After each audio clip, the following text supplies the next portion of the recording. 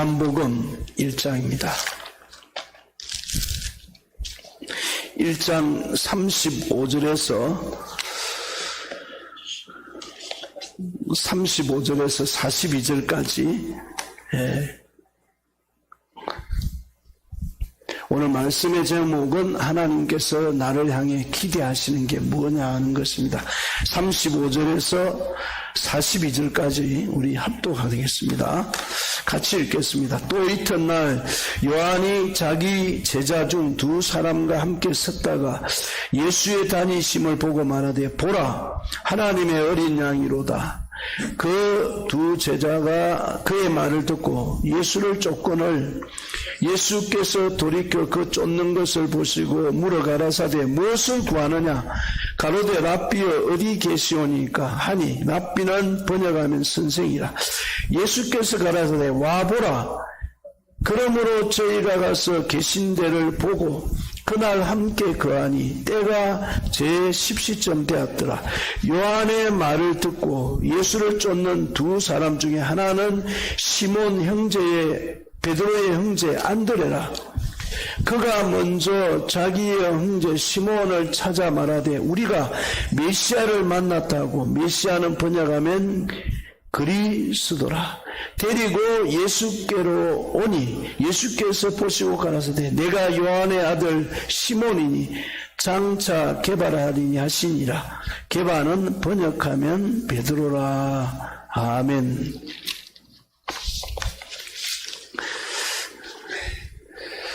우리가 하나님의 말씀을 듣고 있는 시간만큼 소중한 건 없습니다. 이 속에서 무엇이 나오느냐 하면은 하나님의 생명이 나오고, 오늘 이제 요한복음은 여러분 아시다시피 성경에 그래도 신약 성경에 4번째에 기록되어 있습니다. 그런데 놀라운 것은 요한복음이 성경의 제일 마지막에 기록이 되어 있습니다. 여러분이 그런 공부를 안 해봐서 모르는데 사도 바울이 서신서를 다 쓰고 난 이후에 그걸 참고로 해서 마지막에 기록된 게 요한복음입니다. 그러니까 요한복음은 대단히 중요합니다. 성경의 모든 것을, 그래서 마태, 마가, 누가, 요한 이렇게 말하지만은 세 복음은 모태, 마가, 누가까지는 공간복음이라는데 요한복음은 끼우지 않습니다. 요한복음이 그만큼 중요합니다. 모든 것들이 성경을 집약해 해서 나온 게 요한복음이라 이렇게 말씀을 드릴 수 있을 정도로 중요합니다. 그 중에서 오늘 예수님 제자가 몇 명입니까? 12명입니다. 여러분, 예수님의 제자들 중에서 누가 예수님 앞에 제일 먼저 제자로 선택을 받았을까요? 누가 받았을까요? 요한? 베드로? 아니요. 안드레입니다. 안드레. 여기에 오늘 이 믿음을 가지고 살아가는 하나님이 이 안드레가 예수를 만나고 나서 그의 삶이 어떻게 달라졌고 그가 살아가는 삶이 뭔지를, 진정한 예수를 만난 사람이 신앙생활하는 거하고 예수를 어설프게 만나가지고 신앙생활하는 사람하고는 차이가 다릅니다. 여러분, 분명한 예수를 만나서 예수님이 어떤 분인가를 알고 왜 저 사람은 저렇게 살아갈 수밖에 없을까? 왜 저렇게 살지? 여기에 오늘 놀라운 비밀이 있습니다. 제가 이 말씀을 준비하면서 이걸 깨달아야 되는데, 오늘 여러분이 제가 함축해서 말씀을 잘 들을 테니까 여러분 이 말씀을 붙들고 여러분의 삶의 새로운 회복, 하나님이 다 뜻이 있어서 목적이 있어서 40절 말씀 한번 읽어보겠습니다. 40절입니다. 요한의 말을 듣고 예수를 쫓는 두 사람 중에 하나는 시몬 베드로의 형제 안드레라 이렇게 표현하고 있습니다. 누굽니까? 한 사람은 이름은 안 나오고 안드레만 나옵니다. 안드레라는 이름의 뜻은 좀 남자답다, 사나이답다 이런 뜻이 있습니다. 원래 안드레는 침례 요한의 제자입니다. 그런데 요한이 예수님을 따르는 걸 보고 하나님의 어린 양이라고 표현한 그 내용을 보고 그날 이 안드레가 예수님을 만난 겁니다. 그리고 나서 벌어지는 사건을 보십시오. 여러분 성경을 읽다 보면은 사도행전에 가면은 안드레라는 이름은 나오지 않습니다. 누가 나옵니까? 안드레를 통해서 전도를 받은 자기 형 베드로가 나옵니다. 저는 여러분 이 말씀이 저와 여러분이 살아가는데 길이 될 수 있기를 축복합니다. 신앙생활이 그렇게 갔어야 됩니다. 자, 예수를 만났습니다. 안드레는 예수님을 만나면서 뭘 깨달을까요? 여러분이 예수를 만난 삶이 귀중합니까? 저도 이전에 그런 마음들이 있었어요. 내가 예수를 믿었는데 가만히 보니까 이래는 안 되겠구나. 어머니 아버지를 빨리 구원시켜야 되겠구나. 내 형제들을 구원시켜야 되겠구나. 그냥 있을 수가 없어요. 나 혼자 교회 가는 게 아니라 교회 가지고 성경을 읽으면 읽을수록 그게 계속 밟히는 거예요. 안드레가 예수를 만나서 자기 혼자 믿는 게 아니고 다른 사람을 예수님께로 인도하는 브릿지, 다른 사람을 주님께로 인도하는, 예수님 자신이, 우리는 하나님께로 갈 수 없는데 예수님이 자신이 오면서 자신이 죽어주면서 하나님께로 인도하는 브릿지, 다리가 된 겁니다. 우리도 뭐 해야 됩니까? 하나님이 누군가를 알아야 되잖아요. 이 안드레는 예수 그리스도를 만나자마자 그거 깨달은 거예요. 내가 살아야 될 길이 모입니다. 그게 오랫동안 공부를 해서 되는 게 아닙니다. 예수를 만나면은요, 예수의 생명이 사람에게 들어가면은요, 삶이 달라져요. 안드레가 예수를 만나고 나서 변화된 그 이후에 일어난 일들이 그리스도를 뭐라고 그랬냐면은 주님을 내가 만났다. 메시아를 만났다. 여러분 잘 알다시피 그 요한복음에 나오는 수가성 여인도 남편이 여러 명이 있었잖아요. 그런데 예수님을 만나고 나서 그 물동이를 집어 던지고 사람들에게 동네에 들어가서 내가 메시아를 만났다.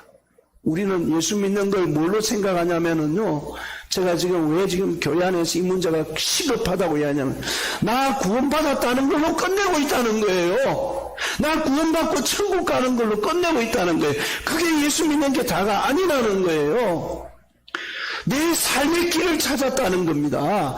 천국 가기 이전에 내가 지금 이 땅에서 어떤 삶을 찾아야 되는지, 이 땅의 삶이 얼마나 중요한지 내가 예수를 만나면서 이런 것들을 알게 됐다는 거, 메시아를 만났다는 거예요. 그냥 있을 수 없는 일이었습니다. 이 사실을 사람들에게 알려야 되기 때문에 수많은 어려움과 고통과 위협과 내가 인간으로서 누려야 할 모든 것들을 포기하면서 그 길이기 때문에 그 길을 가는 겁니다. 목회의 길을 가는 게 아닙니다. 목사의 길을 가는 게 아니라 길이기 때문에 가는 거예요. 길이기 때문에. 길에 예수를 만난 겁니다. 뭐라고 말하냐면 찾아가서 그냥 하는 이야기가 아닙니다. 세상에서 똑같은 일을 당하는데도 예수를 분명히 만난 사람하고 예수를 안 만나는 사람하고 살아가는 의식은 다릅니다. 보는 것도 생각하는 것도. 오죽하면은 사도 바울은 이런 표현을 했습니다. 예수를 만난 게, 사도 바울도 잘못된 종교에 빠져 있었던 사람입니다. 유대교라는 종교에 빠진데 그 사람이 다메섹에서 참 예수를 만나고 나서 그게 얼마나 좋았던지, 얼마나 자기 인생에 소중했던지, 사도 바울은 골로새서에 보면은 내 친척 골육을 위해서 내 주변에 있는 형제들이나 가족들이나 내 주변에 있는 내 자녀들이 나는 비록 지옥에 떨어질지라도 그들이 예수를 믿었으면 좋겠다, 이런 고백을 하였습니다. 뭐라고 표현했냐면은 로마서에도 보면은 나의 형제 곧 골육의 친척을 위하여 내 자신이 저주를 받아 그리스도에게서 끊어질지라도 원하는 바다. 그만큼 중요하다는 것을 설명하고 있습니다. 사도 바울이 그 이후에 그냥 살았습니까? 그 멀쩡한 사람이 공부도 많이 하고 요즘 치면은 대단한 인텔입니다. 대단한 사람입니다. 근데 수많은 고생을 매도 맞고 자지도 못하고 죽이려는 사람 피해가 도망을 다니고 헐벗고 굶주리고 추위에 떨고 공부를 그렇게 많이 한 사람이고 그렇게 똑똑한 사람이 왜 그랬습니까? 예수를 만나보니까 무엇을 위해서 살아야 되는가? 살다 보면은 하나님이요, 여러분이 구하지 아니해도 하나님이 역사하십니다. 필요를 채우십니다. 제가 어제 그 간증을 하나 보니까 서울역에서 제가 한번 그 가보려고 생각 중인데요. 이분이 결혼도 안 한 여자분인데 소위 말하는 신병이 온 거예요. 신병. 무당 안 되면은 병이 막 견디지만 머리가 아프고 그래가지고 견뎌서 병원이란 병원 다 찾아내요. 고칠 수가 없어요. 너무 아파가지고 자기 엄마한테 가서 엄마 내가 못 일하다 죽고 싶다는 거예요. 그러니까 엄마가 하는 말이 그런 이야기를 하더라고. 올게 왔구나. 내가 네 나이 때에 신병을 알았다. 그런데 딸이 내가 6인데 엄마가 무당이 되면 너가 결혼하는데 지장이 있을까봐 내가 지금까지 그 병을 앓으면서 견뎌냈다는 거예요. 근데 그 병이 딸한테 온 거야. 그래서 이 사람이 너무 견딜 수가 없어서 어떻게 하니까 친구 하나가 그럼 정 안 되면 다 해봤다니까 새벽 기도를 해봐라. 40일 새벽 기도를 작정하고 그래서 자기 집 앞에 새벽 기도를 했는데 하나님이 놀랍게도 그 새벽 기도 40일 하는 주간에 그분이 복음을 듣고 예수님을 영접해가지고 지금까지 자기가 뭐 허리가 아파서 견딜 수 없는데 아침 우리 집사님이 설명하는 것은 자기가 그 기도하는 가운데 환상이 보이는데 뱀이 자기 허리를 감고 있는 것들을 끊어져서 나가는 그런 것들을 경험했대요. 그러고 나서 머리가 맑아지고 막 그렇게 힘들었다는 거예요.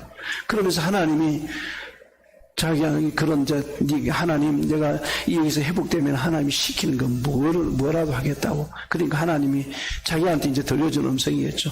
하나님 제가 뭘 하면 되겠습니까? 그러니까 가장 약한 자들을 보살펴라.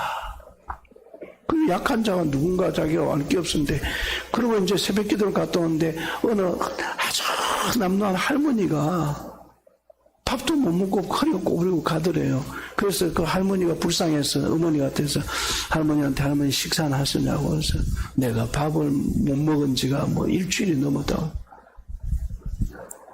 그래서 이제 할머니 밥을 사드리고 그래가지고 이제 자기 집으로 갔는데 그 동네에서 이제 이 사람이 어떤 생각이냐면 기도하다 보니까 이래서는 안 되겠다. 내가 뭐 간증을 기게 하려면 설교 못하니까 대충 할게요. 그래서 자기가 밤에 저녁에 이제 용산역을 가봤대요. 그래 가보니까 밤 그때가 이제 1월달이니까 추워가지고 근데 사람들도 막 다 집에 그전 9시 저녁 9시 되니까 다 들어가자. 한쪽에 보니까 할아버지 한 분이 웅크리고 누워 있더래요. 그 할아버지 추운데 여기 있으면 안 된다고 왜 여기 있느냐 그러니까 자기가 나는 귀찮게 왜 그러냐고 쓸데없는 남 자는데 간섭하지 말고 가라고. 원래 노숙자들이 그런 게 있잖아요. 성질이 포악하잖아요. 할아버지 여기 있으면 안 된다고. 그래 보니까 다리는 뭐 상처투성이에 썩어가고 그래서 할아버지 뭐냐 다 한 사람도 관심도 없는데 당신은 뭔데 별나게까 나한테 내 삶에 간섭을 하느냐고. 나는 굶어 죽을 거라고. 그래서 이 사람이 할아버지 진짜 여기 있으면 안 된다고. 제가 돈은 없는데 이분이 간증하는 이분이 자기 전 재산이 딱 10,000원밖에 없었대요. 10,000원. 돈 다 약값으로 쓰고 그냥. 그래가지고 할아버지 제가 10,000원밖에 없으니까 여간이나 재워드려주니까 따뜻한 데로 가서 모시겠다고. 그 용산역 지하도에 가가지고 따뜻한 밥을 사다 드리고 할아버지 내일은 제가 도시락을 싸올 테니까 어디 가지 마시고 있으라고. 이제 이야기 거두절미하고 그때부터 이 처녀가 29살 처녀가 노숙자를 돌보는 사람이 된 거예요. 그래 그 다음날 도시락을 싸가지고 할아버지 2개 3개 싸가지고 자기하고 같이 먹고 그렇게 해가지고 노숙자 밥을 퍼주는 지금도 하고 계세요. 지금은 600명씩 먹인답니다. 근데 놀라운 거는 이제 그러다가 이제 목사님 사모님이 되셨어요. 목사님이 어느 전도사님이 그 봉사로 와가지고 만났어요. 근데 이분이 예수를 만나고 나서 그냥 있을 수가 없더래요. 웬만한 목사님들보다 귀한 사역을 하고 계신 거예요. 그래서 자기가 그 밥 퍼주는 일을 하면서 자꾸 투정 한 번 안 부리고 내가 하나님 앞에 이 약속을 했으니까 지키겠다고. 근데 하나님이 만원 가지고 있는 사람이 밥을 어떻게 합니까? 하나님이 다 공급을 하려고 하니까 여러분 29살이면 한창 자기 못 부리고 남이나 돌보겠어요? 근데 하나님이 그걸 통해서 쓰임받게 만든 거예요. 지금도 그 일을 하고 있답니다. 보십시오. 안드레가 예수님을 전하니까 만나자마자 완전히 변했습니다. 근데 그 베드로를 인도하다 보니까 그 베드로가 오히려 수제자가 된 거예요. 근데 나중에 안드레 이름은 별로 없습니다. 왜 안드레? 나중에 여러분 성경에 보면은 베드로, 요한, 야고보, 안드레는 없어요. 근데 이런 생각이 들어요. 내 문제 해결하려고 신앙생활 하지 말고 그거는 우상 종교예요. 내가 몰랐던 하나님의 뜻을 깨닫고 하나님의 뜻을 쫓아가겠다고 하는 것이 신앙입니다. 하나님의 뜻을 따르겠다는 게 신앙이에요. 그러면 연결을 시키지. 하나님 다 연결시켜. 모세가 사역할 때 안 되니까 장인 이드로를 붙이기도 하고 통로가 되고. 안드레를 통해서 보니까 요한복음 6장 8절 9절 한번 읽어보세요. 그 뒤에 한번 보세요. 요한복음 6장 8, 9절 한번 읽어보십시오.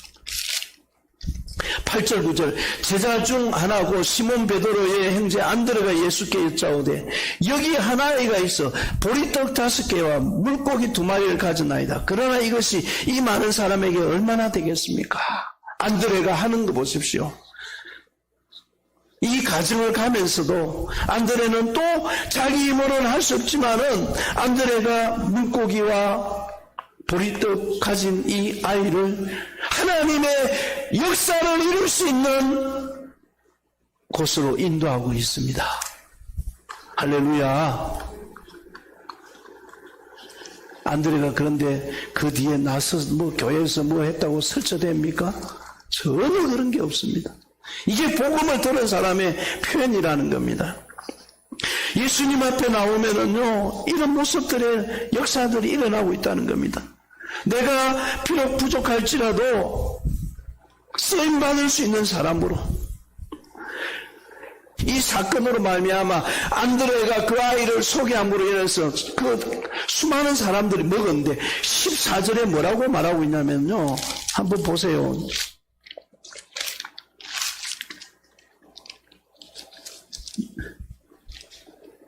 6장 14절에 그 사람들이 예수 행하신 표적을 보고 말하되 이는 참으로 세상에 오실 그 선지자라. 하나님의 이름을 드러내는 겁니다. 하나님의 이름. 수많은 사람들이 그 안드레가 한 행동을 통해서 예수가 누군지를 알게 되는 역사를 일으켰습니다. 할렐루야. 복음은 나를 통해서 하나님이 또 다른 일을 이루실 것을 믿고 믿음으로 행하는 것입니다. 이 안드레의 모습이 뭡니까? 예수님을 닮은 성숙한 인격의 사람으로 회복되어지고 있다는 겁니다. 그게 안드레가 우리에게 보여주는 삶입니다. 내가 내 예수님이 내 삶을 이끌어가는 분이라는 걸 믿고 예수님의 뜻을 쫓겠다는 생각이지, 우리 안에서 여러분 예수님의 뜻을 따르지 못하게 끊임없이 방해하는 게요, 우리 안에 문제입니다. 안드레가 집에서 신뢰하지 못할 사람이라면 베드로가 같겠습니까? 예수님의 12 제자 중에 예수님을 가장 많이 닮은 사람이 다 있겠지만, 다 예수님 닮으려고 노력했겠지만은 안드레가 가장 많이 닮지 않았겠는가. 왜냐하면 안드레에 대한 기록이 요한복음 11장 20절부터 이 기록이 되어 있습니다. 요한복음 12장을 한번 볼까요? 12장을 한번 보세요. 안드레의 모습이 어땠는가를 12장 20절에 보니까 명절에 예배하러 올라온 사람 중에 헬라인 맺이 있는데 저희가 베세다 사람 빌립에 가서 청하여 가로되 선생님 우리가 예수를 배우고자 하나이다 하니 빌립이 안드레에 가서 말하고 안드레와 빌립이 예수께 가서 여짜오되. 보십시오. 그냥 갑니까?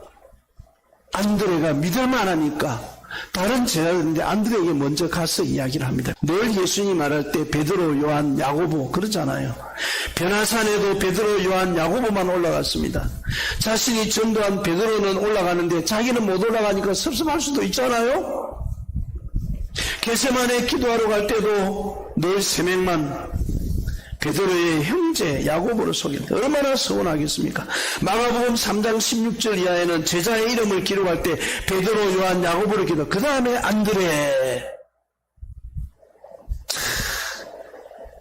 자기가 예수님을 제일 먼저 믿었고 다른 사람을 다 인도했는데도 자기는 뒤에. 그러면서도 묵묵히 서운한 기생하지 않냐고 불평하지 않냐고 연결자의 역할을 감당하는 것. 이게 예수를 만난 사람의 삶이라는 겁니다.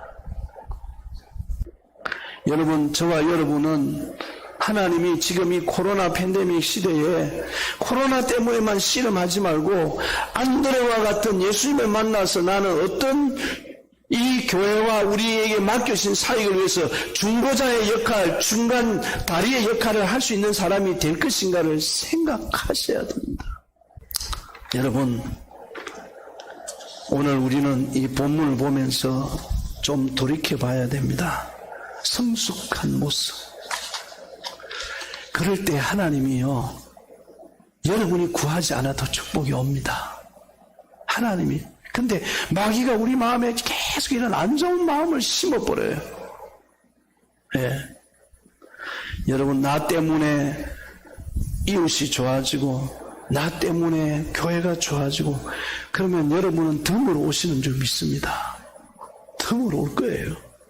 저는 왜 여호수아와 갈렙, 그렇게 여호수아는 왕으로 설치했는데 갈렙은 그렇게 초야에 묻혀 있었잖아요.